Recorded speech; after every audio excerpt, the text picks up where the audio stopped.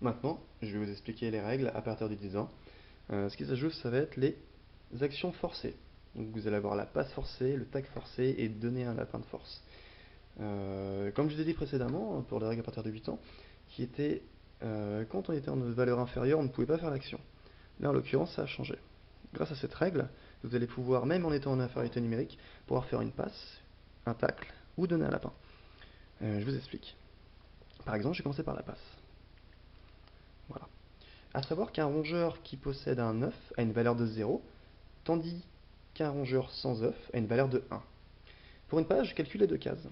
Là, je vois que le joueur rouge a une valeur de 0 plus 1, 1, tandis que le joueur bleu a une valeur de 2, donc une valeur supérieure. Je ne pourrais pas de base faire la passe, mais grâce à une action forcée, je vais pouvoir. L'action forcée, qu'est-ce que c'est? Vous allez utiliser un dé de 10, vous allez le lancer et additionner votre valeur. Donc là, j'ai fait un résultat de 6. 6 plus 1, ça fait 7. Si le joueur bleu fait plus, il réceptionne l'œuf. Si le joueur bleu fait moins, la passe est réussie. En cas d'égalité, ce qui va se passer, c'est que l'œuf va tomber sur le sol, il va se casser, et le lapin va s'enfuir. Et on génère à partir de là une nouvelle ponte, comme pour la mise en place de départ. Il y aura toujours 3 œufs en jeu. Voilà pour la passe, à savoir que, un petit détail très important, quand vous faites le symbole de l'œuf, donc le 0, ça sera réussi d'office, quoi qu'il arrive. Par exemple, si je fais un 0 en lançant, le joueur bleu n'aura même pas l'opportunité de lancer à son tour le dé. Voilà.